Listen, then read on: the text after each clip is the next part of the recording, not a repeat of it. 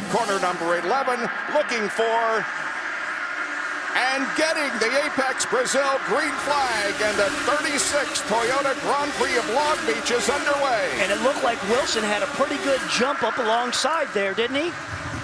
And into turn number 1, Wilson with the inside advantage. Oh, tight. They all made it through. He didn't get the position, though. Hunter-Reay got it. Good heads up. Hunter-Reay actually got dropped at the start by Power. Ryan Hunter-Reay did not give up. He stayed on the outside. That was a great turn 1. Tony Kanaan slides into position number 4 now.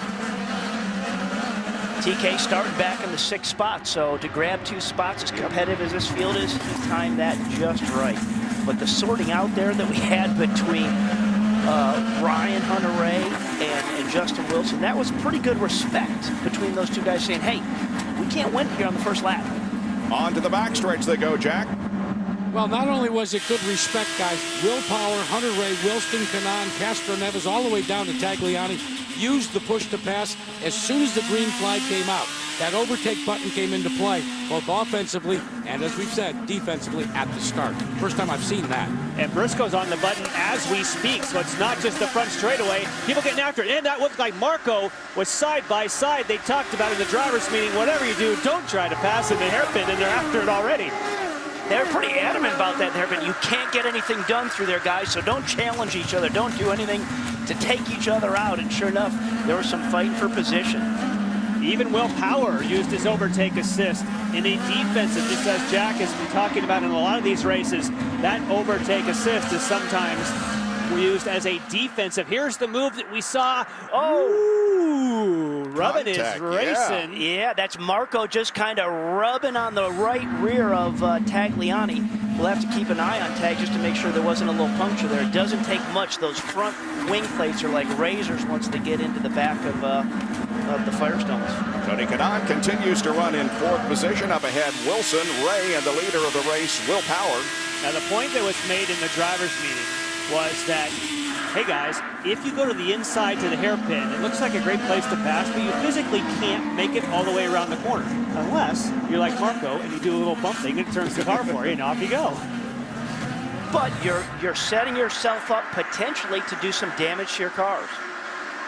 Here's the start of the race. Everybody lining up 2 by 2. Warwick Power got on the accelerator very, very quickly and had a huge advantage as they went into turn number 1. And look at TK on the outside. A good run. And look at, he just had to get out of the gas there. He had so much momentum and came up behind Ryan Hunter-Reay and Wilson. Ooh, Ryan Hunter-Reay. It's tough for me to say. Yeah. It got a little bit crossed up getting in there. There it is. Let's hear him call off the throttle. There it is. He had nowhere to go. That was still a great move, though. Okay, settle into the routine here. Figure out what you got, what your competition has, where the strengths and weaknesses are.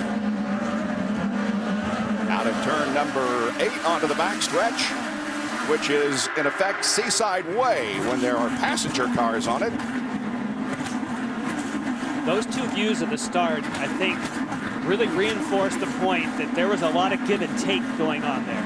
This is a place where we said you want to be so aggressive, you want to get after it right away, but that shows it's the 4th race of the year. People are in their groove, and if you don't have it, you got to give it up, and now everybody's still running. Yeah, and that overhead shot where we saw Ryan Hunter-Reay, where the rear just kind of was sliding around, we didn't see that in other shots. So like you say, a lot of respect. On board here with Graham Rahal, who's running back in 22nd position. That's Alex Lloyd just ahead. And ahead of Alex is Danica Patrick and Takuma Sato. 170 miles an hour here. A lot of tough in terms of traction getting slowed down for turn 1. Well, Ryan Hunter-Reay is not letting Will Power get very far ahead. The interval is just a few car lengths. 0.4 of a second to be precise as they crossed the line last time.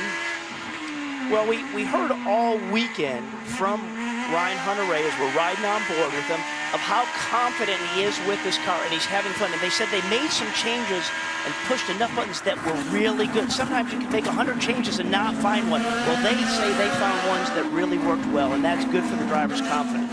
And I'm beginning to think that Ryan Hunter-Reay is the first to go in a strategy which will push his first pit stop as far as it can go.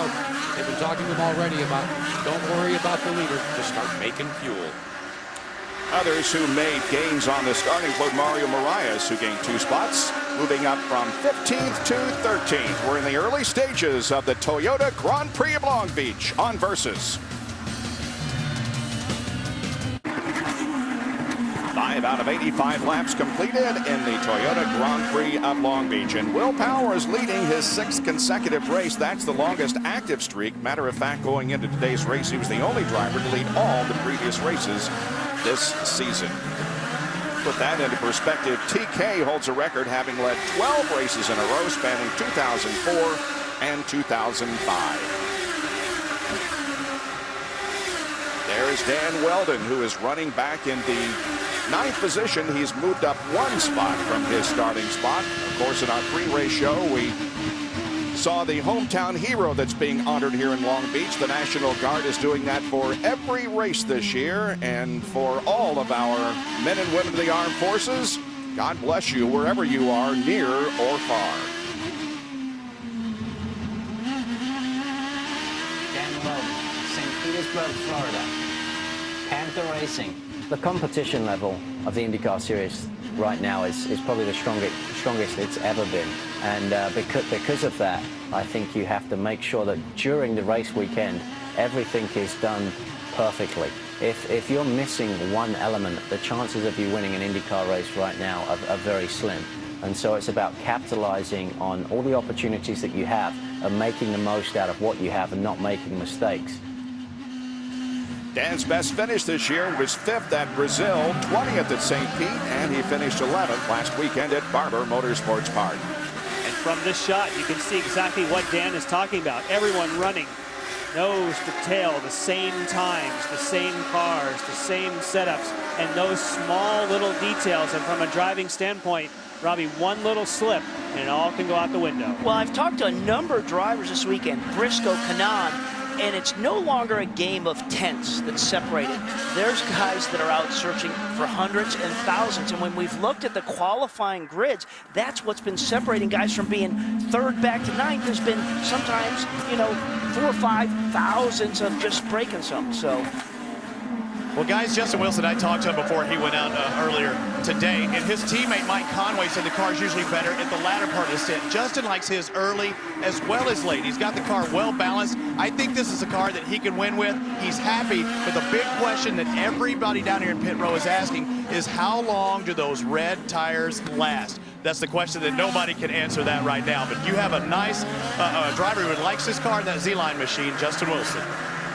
Well, it sure is nice the fact that he likes the tires on the beginning of the stint and the end of the stint. That's good news. Robbie mentioned everybody. We know everybody up front here is on the Firestone alternate reds. And, some numbers of what guys are running. I think, 20, in the high 20s, guys ran these alternate tires and were pretty happy with their performance and life they were getting on them. So they can go the distance to that first round of stops, I don't think, with any issues. Ryan Briscoe running 6th. His teammate Helio Castroneves right ahead of him.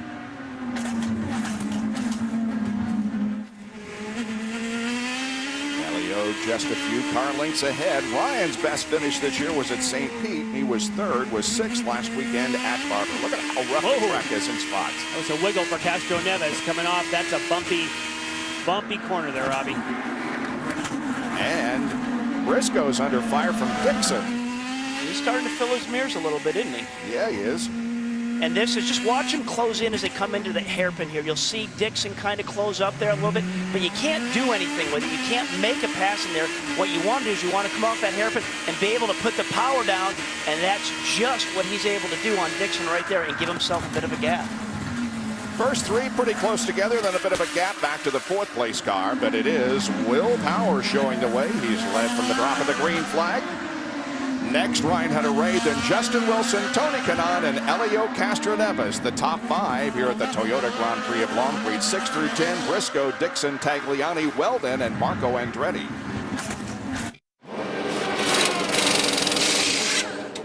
We've talked a lot this year about driving to a fuel number. That's the number that's located on the steering wheel that gives the driver his real-time fuel economy. Now, before this year, you could use this fuel trim knob and go to a leaner mixture to save fuel if you needed to.